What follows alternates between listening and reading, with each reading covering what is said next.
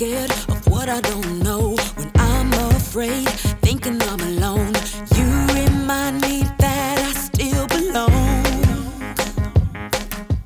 God, you help me to grow. When I am scared, I don't feel strong. When I'm afraid, something is wrong. You remind me that you're in control. You teach me to know I am learning. You make me so courageous. You make me curious. There is so much you have given, so much to explore. You're teaching me I'm gonna be a better me.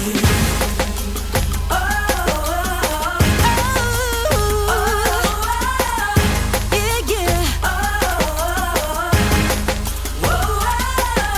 When I am scared of what I don't know, when I'm afraid, thinking I'm alone, you remind me that I still belong.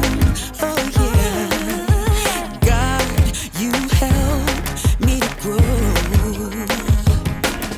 When I am scared, I don't feel strong. When I'm afraid, something is wrong.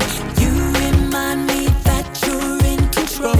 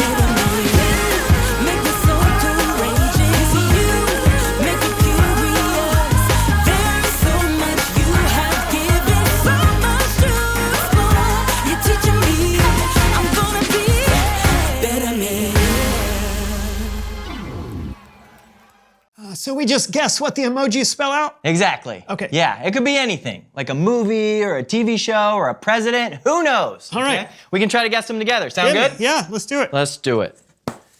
All right. Okay. Silhouette something, music. A plus A plus singing, A. Singapore, the country. Singapore, yes. Whoa, nice job. I was not gonna get that one. iPhone. Yeah. All right, that was easy. I spent a lot of time on my iPhone.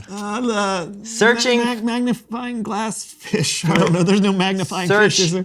Finding Nemo. Yes? Yeah. I would have guessed Finding Dory, but that great job.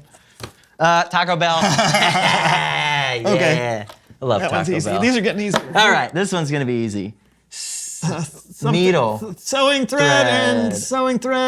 Television. Sewing. Yep. Yep. Needle. Spool. Needle television. And needle spool.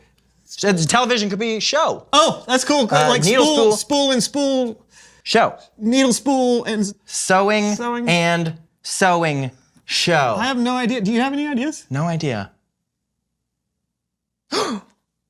No. Oh! No. Needle. If you put a needle in the thread.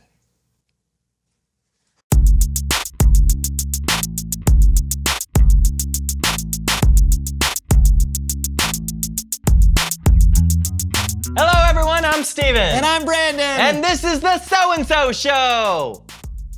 Oh, that's what it was. Okay, I get it now. Anyway, how's your post-holiday time going, bud? Oh, it's been going great. Okay. I got a deep fryer for Christmas, and wow. I've been going crazy with it. You know, I really just miss the holiday food so much. No, really, not me. No, I tend to be kind of a picky eater, so. Well, I'm sure there was still plenty of stuff at Christmas dinner for you to eat. Not really.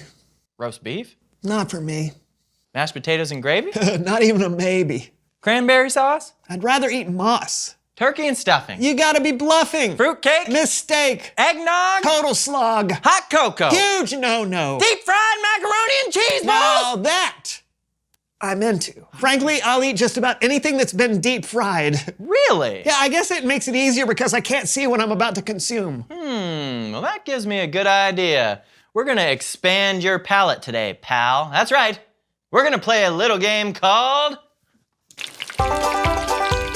Deep Fry Mystery. Okay, as I said before, I've been going nuts with my deep fryer. I will give you a selection of deep fried foods and you're going to try and guess what they might be before biting into them. Sound good? All right, at least I don't have to go out for lunch today. Okay. All right. Ready? Yeah. Macaroni and cheese bites. So, Brandon, what do you think it is? Well, I think this is what we've talked about before, the thing that started this whole conversation. I think this is a macaroni and cheese bite. These are so good. Yeah, well, I wanted to start you off with something easy. Okay. Next! All right. A fried Oreo. So, what do you think it is? Can I touch it? Yeah. All right. Kind of looks like a vanilla wafer or a macaroon or something like that. Does it? Yeah. Can I try? You can got try me. it. You're Yeah, making try me it, nervous. Okay, here.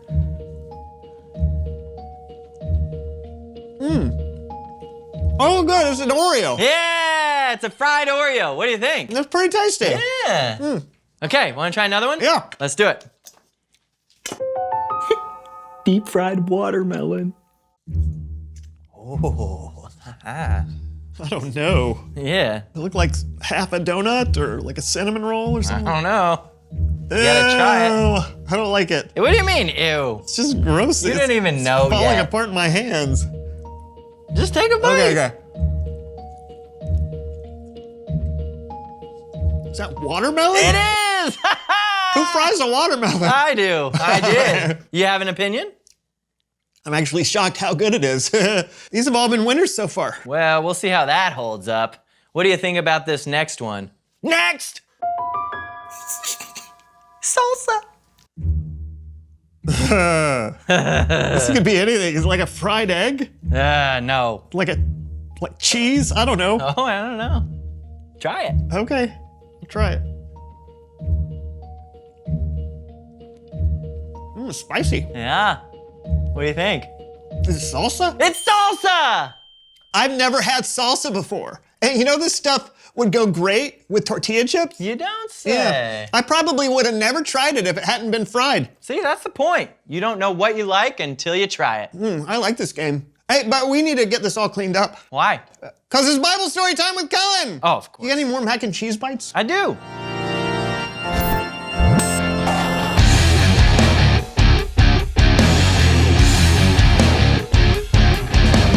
Hey, Kellen. Hey, fellas. What are we learning about today?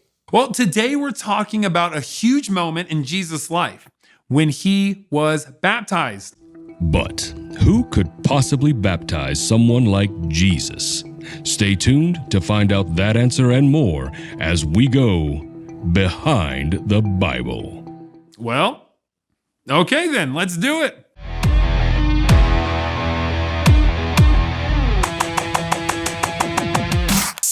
John the Baptist was a cousin of Jesus. His clothes were made of camel hair, and for food, he ate locusts and wild honey. Okay, true. To look at John, he probably seemed kind of wild, but he was actually very special. You see, years before, a prophet named Isaiah said this about John. A messenger is calling out in the desert. Prepare the way for the Lord. Make straight paths for him. John was the guy who would prepare the world for the arrival of Jesus. And he also dressed weird. Sure. John attracted so much attention, leaders in Jerusalem sent priests to find out more about him. People were coming up to me and saying things like, "Are you the one that God promised to rescue us? Are you Elijah? Are you the prophet? I wasn't any of those things. So I told them the truth. I'm just a messenger. I wasn't even good enough to untie the Messiah's sandals. John spent his time preaching to the people and baptizing them with water.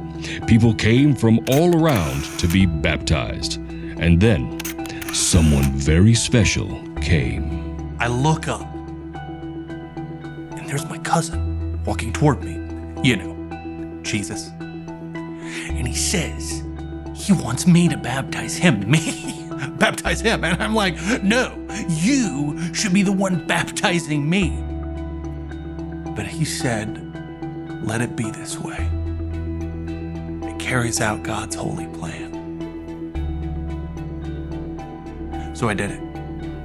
John baptized Jesus in the Jordan River. And as Jesus was coming out of the water, John saw something incredible. I looked up and I saw what looked like a dove coming down from heaven. It was the Holy Spirit coming to Jesus. That was when I knew for sure Jesus was the guy I'd been talking about. He was the Messiah, the Lamb of God. It changed everything for me. For all of my followers, too. John had many followers, but as soon as John discovered Jesus was the Messiah, he pointed his followers to Jesus. John had always said, I'm not the guy. Somebody better than me is coming. So we knew to keep searching for him, right? Well then, one day, I saw John point to Jesus and say, look, the Lamb of God. So, I start following Jesus. And I told my brother Simon Peter to come meet him too. Game changer. Some of my followers had a hard time following Jesus after following me for so long. So I said to them, he must become more important. I must become less important. The one who comes from above is above everything. All of it. John the Baptist, a man of great faith and poor fashion sense. This has been Behind the Bible. Thanks. You're welcome. When John discovered something new, it changed him. He saw the truth about Jesus and shared that knowledge with the world. And he was able to change untold numbers with that knowledge. Maybe you can do the same thing. It's amazing what a little knowledge can do. See you next time, guys. Thanks, Kellen. I feel like I know more already. But do you know enough to know what's next? Let's see. Yes, I know. It's time to reveal the question.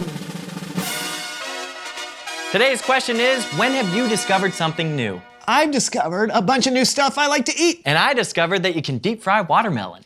Honestly, every single day is a chance to learn something new, whether it's watching an educational video or reading a book or just talking to someone about an experience that you've never had. Yeah, like your grandparents, asking them about what things were like when they were your age. Yeah, or if you have a friend from another country, you can ask about their culture. Try to go to bed tonight having discovered something new. In fact, Brandon and I will pledge to do that right now. I'm in, but we're gonna have to cut the argle-bargle. Ooh, what's that? You'll have to look it up. I can't. I'm a flibberty gibbet. Oh, what's that? To the dictionary. All right. Until next time, I'm Steven. And I'm Brandon. And this was the So-and-so Show. We'll see you real soon. Yep. Bye, everybody. See ya. All right, let's see. What do I Well, have? you said argle-bargle. I said argle-bargle. You said flibberty gibbet? Flibberty gibbet. Starts with F. F-L. Argle. Flibberty. Argyle. Any more? Ready? Yeah. 1, 2, 3. Ah! I caught That it. was it. That was, you had it. Have I tried this yet? I don't know what that is. I don't know what that is. It might be my notepad. It looks like lasagna. It could be fried lasagna. I did fry some lasagna. Yeah, honestly, I just fried a lot of stuff. My shoe got into one of them right before I did the okay. PB&Js.